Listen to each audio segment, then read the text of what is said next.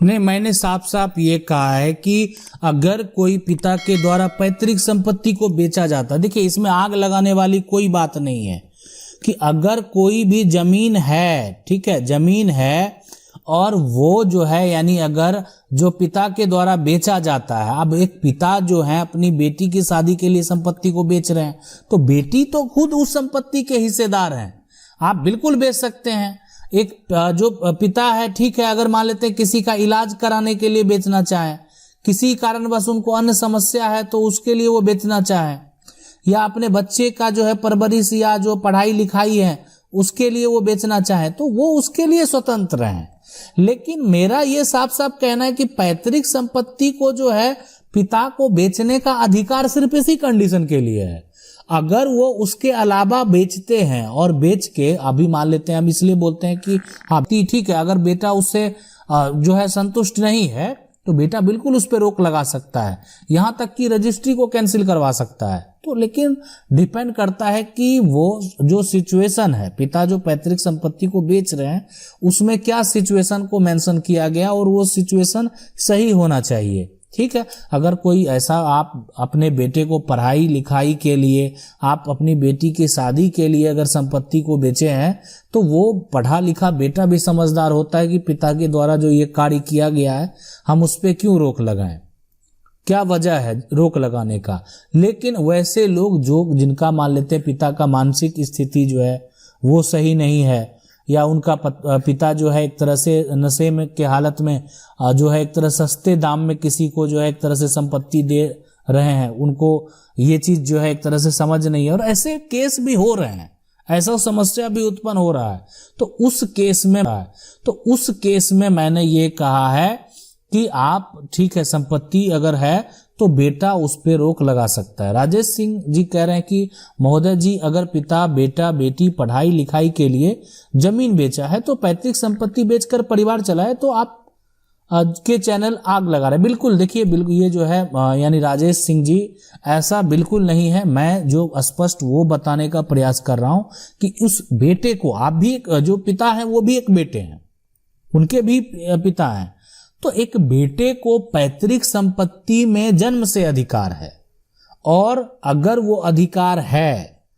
तो उस केस में अगर मान लेते पिता को लगता है बेटे बालिक हैं, आज उनको लग रहा है कि ये संपत्ति नहीं बेचना चाहिए, पिता को कोई नीड नहीं है बेचने का, तो वो बेटा चाहे तो एक्शन ले सकता है, वो बेटा चाहे तो उस पर रोक लगा सकता है। ठीक है, अगला सवाल है करें कि सर एक छोटा सा प्रश्न है,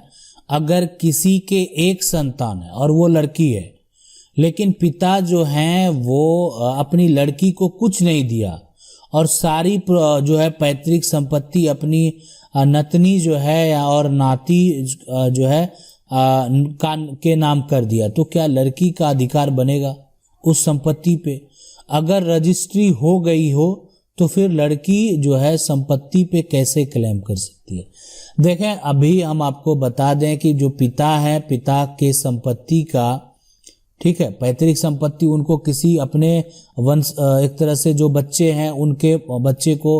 लिखने का तो पूरा अधिकार नहीं था। सबसे बड़ी बात है, अगर उन्होंने कर दिया, ठीक है, इस बात को, तो बेटी अगर चाहे तो बेटी का जो हक बनता है, अगर मान लेते हैं पूरी संपत्ति है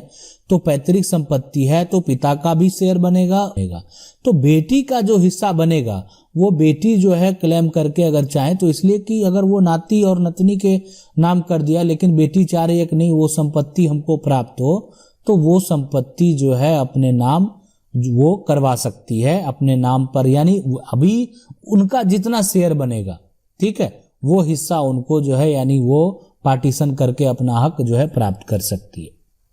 अगला सवाल है कि नमस्कार सर जी, और ये जो है अखिलेश कुमार जी पूछ रहे हैं, मेरे दादाजी के नाम से जमीन है, मेरे दादाजी मर चुके हैं, मरने के बाद मेरी दादी जी जमीन को बिक्री कर रही है, 4 पुत्र में से सिर्फ 3 पुत्र को ही जमीन बेचकर पैसे दे रहे हैं, मेरे पापा जी को हिस्सा नहीं जो है मेरे पापा जी को हिस्सा नहीं दे रहे, तो हम अपना हिस्सा, तो आप जाके देखिए दादाजी के नाम से जमीन है, कोर्ट से आप पार्टीशन सूट का दावा कीजिए, दादी का क्या अधिकार है उस पर, सूट का दावा कीजिए, दादी का क्या अधिकार है उस पर, ठीक है। अब तो बच्चे हैं, पैतृक संपत्ति है। अब यहां पर जो है दादी तो नहीं सारा संपत्ति को बेच सकती है, तो अगर ऐसा कर रही है तो आप कोर्ट से पार्टीशन करें, उस पर स्टे भी ले लें, ताकि या स्टे ले लेंगे अगर किसी प्रकार का कोई रजिस्ट्री होता भी है तो उसका कोई मान्यता नहीं होगा, लोग खरीदने वाला जो होगा वो उसको ज्यादा समस्या उत्पन्न होगा, तो लोग खरीदेगा ही नहीं। इसलिए कि अगर 4 बेटे हैं, संपत्ति पैतृक हो या दादाजी नहीं है तो उनका जो भी अर्जित ही संपत्ति हो उस पर उनके बेटे को अधिकार होगा, उनके पोतों का अधिकार होगा। तो इसलिए आप जो है सिविल कोर्ट से पार्टीशन फाइल करके अपना संपत्ति का बंटवारा जो है वो कर लें, अपना हिस्सा जो है वो प्राप्त कर लें। सवाल है कि ये कह रहे हैं कि सर मेरा सवाल है कि किराएदार जो कई समय से रह रहा हो, कोई रेंट एग्रीमेंट नहीं है, ऐसी स्थिति में किराएदार माना जाता है। ये स्पष्ट कर दिया कि किराएदार जो है हमेशा किराएदार ही रहेगा, वो कभी संपत्ति का मालिक नहीं होगा। रही बात कि अगर आपका मान लेते हैं प्रॉपर्टी जो है एक तरह से आप कोई भी दिए हुए हैं लंबे समय से, तो आप उससे किसी प्रकार का एग्रीमेंट जरूर बनवा लें। एक बार भी अगर आप बनवा लेंगे तो उसका भी एक मान्यता होगा, ठीक है। एक बार ठीक है, अगले बार आप नहीं भी करवाए, लेकिन बहुत लोग देते हैं तो उसको उस प्रोसेस के हिसाब से फॉलो भी करते हैं, ताकि वो एक जो होता है प्रूफ होता है, ताकि आप जो भविष्य में अगर किसी प्रकार का कोई समस्या उत्पन्न होता है तो आप जो है क्लेम कर सकते हैं, ठीक है। लेकिन सुप्रीम कोर्ट ने ऐसे बहुत सारे जजमेंट में साफ साफ कह दिया है कि कब्जाधारी जो है, यानी यहाँ पर वो किराएदार जो है वो कभी कब्जाधारी नहीं बन सकता, वो किराएदार ही माना जाएगा। सवाल है क्यों 2 व्यक्ति की खरीदी संपत्ति में बच्चों का हक होता है, जिसमें जो है एक भाई की मौत हो गई हो। क्यों जो है यहाँ पर देखिए सीधी सी बात है, अगर मान लेते एक की मृत्यु हो जाती है, 2 भाई है एक नहीं है, तो इनके जो बच्चे होंगे, आप ठीक है 2 भाई मिलके जो है साथ में जो है संपत्ति को खरीदा, ठीक है, तो इनके जो बच्चे होंगे जिनकी मृत्यु होगी उनके अगर बच्चे हैं तो उसका भी संपत्ति में हक बनेगा, ठीक है, उसका भी हक होगा। सवाल है सर खतियान हमारे नाम से है लेकिन उस जमीन को दूसरा आदमी कब्जा कर रहा है और उसी के नाम पर जमाबंदी करवा रखा है, तो हमारे नाम से जमाबंदी कैसे होगा। देखिए यहाँ पर जो है प्रयास कीजिए, तो ये बिल्कुल आपका जो जमीन है यानी आपका जो खतियान है, ठीक है, तो सबसे पहले देखें कि वो जो जमाबंदी है उनके नाम से क्यों है। उसके अधिकारी हैं, आप वहां से सबसे पहले नकल प्राप्त कर लें कि जो उसके कर्मचारी हैं, क्लर्क हैं, उनसे बात करके नकल ले लेंगे, ताकि वो सारा इन्फॉर्मेशन आप देख सकते हैं, पता कर सकते हैं कि वो जमाबंदी का आधार क्या होगा, जमाबंदी जो कायम किया गया, जमाबंदी जो उसके नाम से किया गया, उसका क्या रीजन रहा होगा, तो ये आपको जरूर पता कर लेना चाहिए, ठीक है। अब सवाल ये उठता है कि जो आपका यहाँ पर जमाबंदी है, ठीक है, अगर वो गलत तरीके से किया गया है तो आप उस जमाबंदी को यानी उस म्यूटेशन को जो है आप चाहे तो अनुमंडल स्तर पे और आप जो अंचल स्तर पे भी आप जो है केस फाइल करके उसको कैंसिल करा सकते हैं। इसलिए कि अगर गलत तरीके आप केस फाइल करेंगे, जिसके नाम से जमाबंदी है उसको पूछा जाएगा कि आपके नाम, आप जब आपका खतियान में नाम ही नहीं है, आपको संपत्ति बेचा गया नहीं गया है, तो आप जमाबंदी कैसे करा सकते हैं। तो अगर वो एक तरह से फर्जी तरीके से कैंसिल कर दिया जाएगा, ठीक है। अगर वहां से नहीं होता है तो आप जिला के कलेक्टर के पास भी इससे संबंधित जो है आप सूचना दे सकते हैं, आवेदन दे सकते हैं।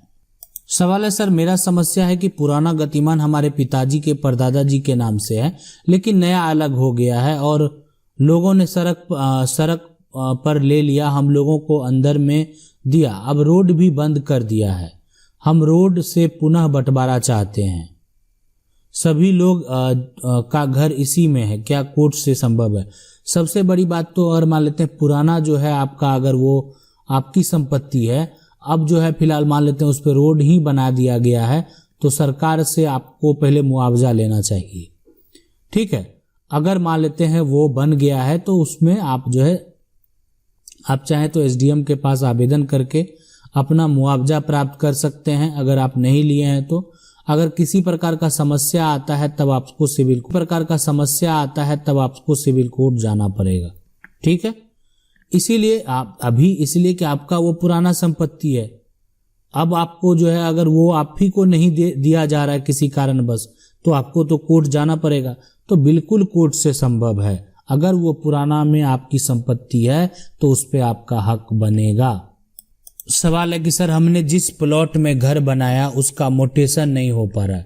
क्योंकि जिस आदमी से जमीन जो है पापा ने लिया था उसका नाम पर भी नेट पर शो कर रहा है ना, शो नहीं कर रहा। बिल्कुल राजस्व कर्मचारी के रजिस्टर में भी उसका नाम नहीं दिखा रहा। क्या करें? देखें, आपने सबसे पहले ठीक है प्लॉट, जिस प्लॉट में घर बनवाया है तो ये देखें कि नाम किसका शो कर रहा है, उसमें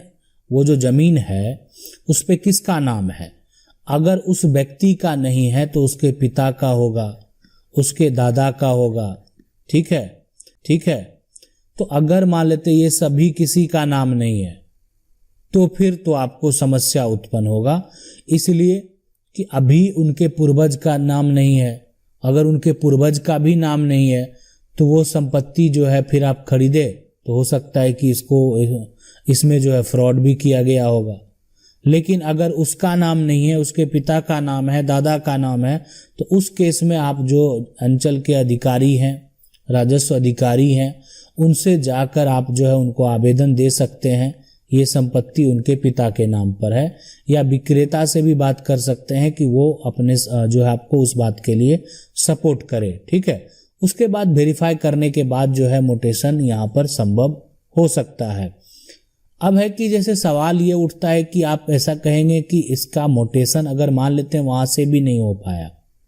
तो उस केस में देखिए, उस केस में सबसे बड़ा विकल्प यही, सबसे पहले जमीन को ट्रांसफर करा ले। अगर उनके पिता दादा की संपत्ति है तो तब फिर आपके नाम पर वो इजीली जो है यानी आप करवा सकते हैं, ताकि विक्रेता के नाम पर है। लेकिन यहाँ पे भी समस्या होता है कि विक्रेता बाद में अपने नाम पर, लेकिन फिर भी हो जाता है। तो इसलिए लेकिन आपको एक बार जाके पहले राजस्व के अधिकारी जो उनको बात करना चाहिए, उनको आवेदन देना चाहिए और उनको बताना चाहिए कि संपत्ति जो है जिनका मोटेशन उन्होंने नहीं किया वो उनके विक्रेता के पिता या दादा के नाम पर दर्ज है।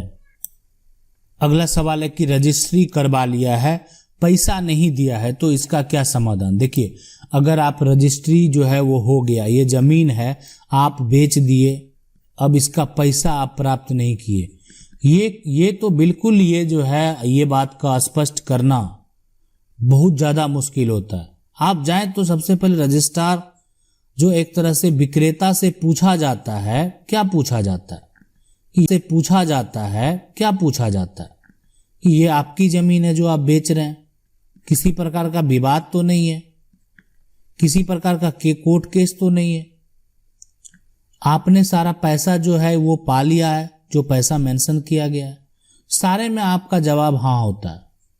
और उसके बाद संपत्ति का जो है यानी वेरीफाई करने के बाद रजिस्ट्री होता है। तो अगर आपने पैसा नहीं पाया तो आप जमीन का रजिस्ट्री क्यों कर सकते हैं? तो इसलिए अगर आप से जमीन का रजिस्ट्री करवा लिया है तो उस केस में ये बात प्रूफ करना थोड़ा जो है टफ होता है, लेकिन फिर भी आप जो है उसके खिलाफ केस फाइल कर सकते हैं। उसके लिए आप स्वतंत्र हैं, केस फाइल करेंगे, लेकिन ये बात आपको प्रूफ करना थोड़ा मुश्किल होगा कि आपने सारा पैसा प्राप्त नहीं किया है। अब रही बात यहाँ पे कि ये भी होता है कि पैसा जो एक तरह से क्रेता है, खरीदने वाला है, वो किस तरीके से दिया है, कैश कब दिया, कब निकाला, कहाँ से वो पैसा आया, तो सारा रिपोर्ट उसको भी देना होगा। अगर वो झूठा साबित होता है उस केस में तो फिर आपको यहाँ पर जो है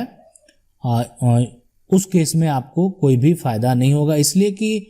अगर वो झूठा साबित हो गया तभी फायदा हो सकता है। लेकिन अगर मान लेते हैं कि वो सारा प्रूफ दे रहा है कि ये पैसा निकाला, ठीक है, आपको दिया चाहे नहीं दिया, जो भी किया वो सारा उस टाइम निकाला और जो है वो ये कहेगा कि वो हम पैसा दे दिए हैं, तो फिर उस केस को समझना और उसको जो है एक, और आपके पक्ष के अगर ठोस गवाह भी होंगे तो एक प्रयास आप कर सकते हैं। इसलिए कि रजिस्ट्री जो है हो गया और आपने पैसा नहीं लिया, ये सबसे जो है बड़ी बेवकूफ़ी वाली बात है। और इसलिए कि आप इस तरह के मामले को ले भी जाएंगे तो हो सकता है कि जो केस है वो भी खारिज हो जाए। सवाल है कि सर मेरे पिताजी की पैतृक संपत्ति है और हम 4 बहन हैं। हमारी बड़ी बहन ने 1984 में पिताजी का देहांत के पहले ही 8 एकड़ की रजिस्ट्री अपने नाम पिताजी से करवा ली है और जो है फिर से एक विल भी बनवा ली है। सारी संपत्ति हमारे पिताजी उसी के नाम कर दी है। ये सब दोनों जो है मैं हमारी एक बहन की शादी भी हुई थी, उसकी शादी पिताजी के देहांत के बाद हुई, तो क्या हम लोग को संपत्ति से कुछ नहीं मिलेगा? उसकी जो है यहाँ पर हुई रजिस्ट्री जो है मान जाऊंगी। देखें इस केस में देखें सीधी सी बात है, और अगर आप 4 बहन है ना, और जो 1900 अगर मान लेते हैं कि जो बड़ी बहन है उनका देहांत हो गया है और संपत्ति जो है, तो पिताजी का जो देहांत है उससे पहले ही अगर मान लेते हैं बड़ी बहन ने वो संपत्ति करवा लिया गया है, तो आप बिल्कुल अपना जो है प्राप्त कर सकते हैं। इसलिए कि पहले तो संपत्ति पैतृक है, आपका जो संपत्ति है वो पैतृक है, उसमें सभी बहन का अधिकार होगा। तो 8 एकड़ में सभी का जो है 2-2 एकड़ का यहाँ पर जो है आप लोग हकदार हैं, और वो आपको अगर कानूनी तरीके से कोई गलत करके जो है एक बहन ने करवा भी लिया पिता के द्वारा, तो भी आप अपना अधिकार कोर्ट से प्राप्त कर सकते हैं। आप सिविल कोर्ट के किसी वकील से संपर्क करें और आप अपना हक जो है वो जरूर प्राप्त करेंगे। इसलिए कि पैतृक संपत्ति है, उनको भी किसी को वसीयत ना करने का अधिकार है, ना किसी को रजिस्ट्री, अपने वंशजों को क्या वो रजिस्ट्री करेंगे, वो ऐसे ही शून्य माना जाता है। जैसे ही आप कोर्ट में केस फाइल करेंगे और इस तरह का जो फैसला होगा, तो उसके बाद वो अगर रजिस्ट्री कर भी दिया गया है या किसी प्रकार का वसीयत भी कर दिया गया है, तो सारा अमान्य हो जाएगा। सवाल है कि सर मेरे पिताजी को एक लोग ने जमीन दी थी और वह बाहर शहर में मकान खरीदकर रहने चले गए थे, लेकिन अब उनके पुत्र मेरे पास जो जमीन मेरे पास है उसे बेचना चाहते हैं, लेकिन उस जमीन के कागजात किसी के पास नहीं है और मैं उस जमीन पर 35 सालों से रह रहा हूं। क्या करें, कुछ रास्ता बताएं। सबसे पहले बात है कि आपने जो भी आपको जमीन उन्होंने दिया था, आप ये अगर जो है उन्हीं के ऊपर आप चाहें तो एडवर्स पोजीशन का जो है ना, आप दावा कर सकते हैं, यानी प्रतिकूल कब्जा का जो है आप दावा कर सकते हैं कोर्ट में। और इसलिए कि आप जो है उसमें लंबे समय से रह रहे हैं और इतने सालों में वो व्यक्ति अपनी संपत्ति को ढूंढने भी नहीं आया, और अगर उस जमीन का मान लेते हैं उस विक्रेता के पास भी जो जमीन का कागजात है वो आपके पास नहीं है, एक तो ये तो कंफर्म होता है कि जो संपत्ति है वो उन्हीं की है, लेकिन अगर आपके पास किसी प्रकार का कागजात नहीं है तो आप एक दावा पेश कर सकते हैं। हो सकता है डिग्री हो और आपको जो है, इसलिए कि आप लंबे समय से उस संपत्ति पे बने हुए हैं, और अगर आप उस जमीन जो आपको जमीन दिए हैं उस पे भी आप जो है घर बनाकर रह रहे हैं, आप एक ठीक है, एक होता है कि आप ठीक है उस पे खेती कर रहे हैं, लेकिन अगर आप उस पे घर बना के रह रहे हैं तो ये प्रूफ करना थोड़ा आसान हो जाएगा। लेकिन अगर आप उस पे खेती कर रहे हैं तो उस केस में थोड़ा सा आपको दिक्कत होगा, लेकिन फिर भी आपके पक्ष के गवाह ठोस होने चाहिए जो ये बात स्पष्ट करे कि आप लंबे समय से उस प्रॉपर्टी पर जो है वो कायम है। आशा करते हैं वीडियो अच्छा लगा होगा। वीडियो अच्छा लगा वीडियो को लाइक जरूर कर दें, चैनल को पहली बार देख रहे हैं सब्सक्राइब करके जो बेल आइकन है उसको जरूर